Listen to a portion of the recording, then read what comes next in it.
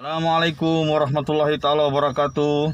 Macam biasa, yang menonton belum subscribe tuan-tuan, tolong. Banyak faedah dia. Hari-hari boleh tengok saya punya muka. Bukan muka, saya punya video. Jadi bolehlah dapat info-info yang boleh kita manfaatkan. Kamu tengok ni, saya pakai face mask bendera Malaysia. Baju Harimau Malaya original Nike tuan-tuan, ada nombor lagi.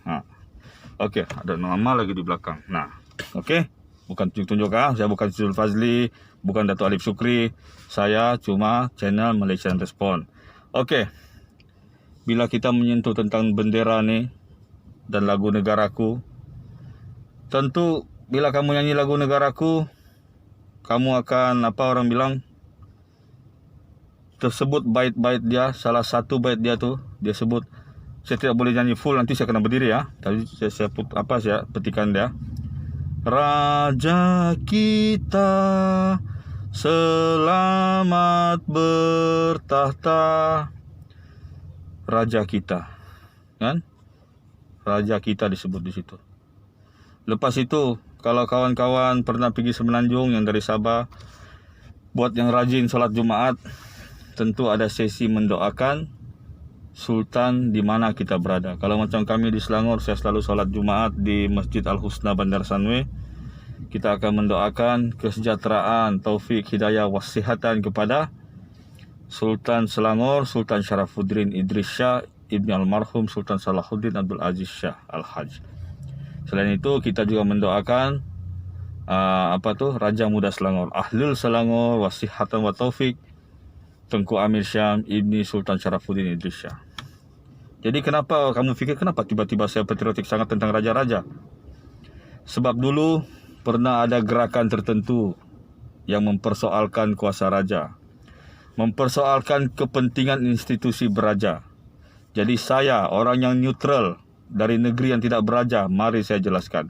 Mungkin kalau orang dari negeri beraja jelaskan, kamu ingat dia bias. Jadi saya, warga negara Malaysia yang murni, yang bukan berasal dari negeri beraja, mari saya jelaskan. Okey? Pertama tuan-tuan, jasa raja-raja yang tidak boleh kita ganggu-gugat adalah mereka adalah payung agama Islam. Kita tidak boleh serahkan jabatan-jabatan agama Islam ini kepada badan-badan tertentu. Harus dinaungi oleh badan terkuat, yaitu raja-raja Melayu. Sultan yang di-Pertuan Besar ataupun raja. Okey? Jadi, nampak tak di situ signifikan dia, Islam.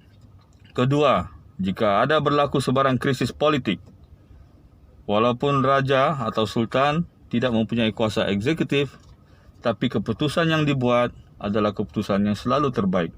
Contoh, bila gerakan Sheraton berlaku, tidak tahu apa jadi sama Tun Mahathir itu hari, entah dia migrain ke apakah, tiba-tiba letak jawatan, berlaku krisis politik. Jadi institusi berajalah sebenarnya yang menyelamatkan kita punya sistem kerajaan, sistem berparlimen kita, sistem raja berperlembagaan kita. Al-Sultan Abdullah, Kewaduli yang Maha Mulia di Pertuan Agong kita, telah membuat keputusan untuk kebaikan semua rakyat jelata. Nampak? Dan sekarang saya bagi satu contoh yang paling besar supaya kamu semua, kita semua rakyat Malaysia sedar kepentingan institut beraja. Di Indonesia sekarang berlaku demonstrasi besar-besaran. Demonstrasi yang cukup hebat antara buruh yang disokong oleh para mahasiswa menentang kerajaan. Masalah di Indonesia ini tidak sama dengan masalah politik di Malaysia. Di Malaysia, kita main sistem parlimen dan dalam keadaan kita sekarang yang ada krisis politik, pihak pembangkang dan kerajaan punya kerusi yang hampir-hampir sama banyak. Tidak banyak majoriti. Di Indonesia sekarang hampir mutlak. Parti pemerintah yang dikepalai oleh Partai Demokratik Indonesia Perjuangan atau PDIP dengan fraksi-fraksinya Partai Nasdem, Partai Hanura, menguasai secara total, hampir menguasai secara total pemerintahan Indonesia. Kerana adanya pembangkang, dia sudah serap masuk. Bayangkan tuan-tuan, masa 2 kali pilihan raya Presiden Indonesia, lawan dia sama. Jokowi versus Prabowo. Okey, di periode pertama bila Jokowi menang, dia buat biasa saja. Di periode kedua, bila dia sudah mulai nampak hal-hal tertentu yang perlu dia genggam, apatah lagi dengan cucukan-cucukan dari Megawati, presiden parti dia, maka Jokowi sudah mulai bertindak otoriter. Okey, dia sedar kenapa? Sebab dia sudah mematikan harapan rakyat, iaitu pembangkang. Indonesia tidak ada raja, presiden punya kuasa mutlak. Okey. Walaupun diorang cakap DPR itu mengimbangi kuasa presiden, sebenarnya ini tidak berlaku. Jadi, bila Omnibus Law diperkenalkan baru-baru ni, Omnibus Law ni, RUU Omnibus Law ni sebenarnya satu orang undang-undang yang boleh kita simpulkan menindas kaum buruh. Bayangkan ya, antara isi dia punya peraturan, buruh tidak akan dibayar OT, tidak ada gaji minimum, tidak ada basic, dia dibayar mengikut jam kerja dia. Kalau dia cuti, sakit apa, potong kau-kau punya. Jadi buruh yang merasa tertindas, diorang pergi demo di jalan, diorang didukung oleh mahasiswa, didukung oleh anak-anak kuliah, anak-anak STM, diorang merusuh di jalan. Jadi kenapa diorang merusuh? Sebab diorang sudah tidak ada saluran lagi untuk menyalurkan suara diorang. Harapan terakhir diorang, si Prabowo, sudah kena jemput oleh si Jokowi masuk kabinet. Bayangkan tuan-tuan, lepas pilihan raya yang kedua Pilpres yang 2019, versi 2 Jokowi versus Prabowo, Jokowi menang saja atas alasan legowo. Legowo ini maksudnya dalam bahasa Jawa memuliakan yang menang. Memuliakan yang menang, menerima kekalahan lah.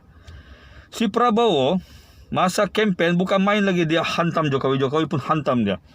Lepas kira undi pun sudah keluar keputusan, Prabowo tidak terima, dia tidak puas hati, hantam juga dia punya penyokong pergi demo tepi jalan. Tapi bila Jokowi umumkan kabinet dan dia lantik si Prabowo jadi menteri yang bukan alang-alang, menteri pertahanan, terus si Prabowo dia masuk kabinet. Sampai dia punya cawapres tu, calon wakil presiden dia Sandiaga Uno pun dia kasih tinggal macam tu saja. Jadi sekarang Parti Gerindra, parti yang dulu menjadi andalan oposisi Indonesia, sudah masuk dalam line parti pemerintah. Jadi rakyat Indonesia sudah tidak ada sandaran, tidak ada tempat berdahan untuk berpaut kalau ada masalah politik. Kerajaan suka-suka boleh buat dasar walaupun tidak popular. Di Malaysia tuan-tuan, bayangkan jika situasi ini berlaku. Nauzubillah ya, palis-palis, tapi katalah situasi ini berlaku, katalah hal ini terjadi. Tiba-tiba kerajaan bikin peraturan lah konon-konon, kamu semua COVID punya pasal kena buang kerja. Contohlah. Jadi kita pergi tunjuk perasaan.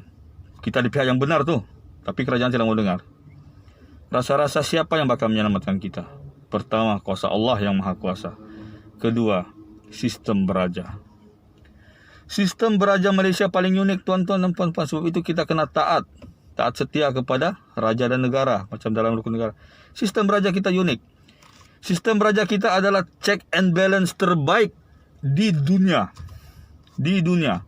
Sebab apa? Raja-raja kita pun bukan dia satu orang, bukan baginda satu orang. Walaupun dulu yang Maha Mulia Pertuan Agung sendiri, tapi setiap sebulan sekali akan ada mesyuarat majlis raja-raja. Ya? Majlis raja-raja. Jadi maknanya muafakat antara raja-raja itulah yang menguatkan kita punya sistem raja berperlembagaan. 9 orang dulu yang Maha Mulia raja-raja yang berdaulat atas negerinya bermesyuarat, bermuafakat. Jadi nampak tak kelebihan sistem beraja di Malaysia? Jadi kepada puak-puak yang dulu sempat cakap sistem beraja tidak relevan lah, sistem beraja itulah inilah, fahamkan ini tuan-tuan. Sebab itulah kita sebagai rakyat Malaysia, tidak kira lah macam saya orang Sabah, bangun-bangun pagi, saya tidak loyal kepada mana-mana sultan sebab dia bukan sultan saya. Itu mentaliti yang dulu. Tapi bila kita tiap hari memahami tujuan beraja, maka kita fahamlah maksud kata-kata raja dan rakyat berpisah tiada. Kan? Jadi, daulat tuanku, kepada rakan-rakan kita, sama-sama kita menghormati raja kita. Selamat bertahta dan bersemayam di atas peterana baginda. Okey, sayangi Malaysiaku. Adios.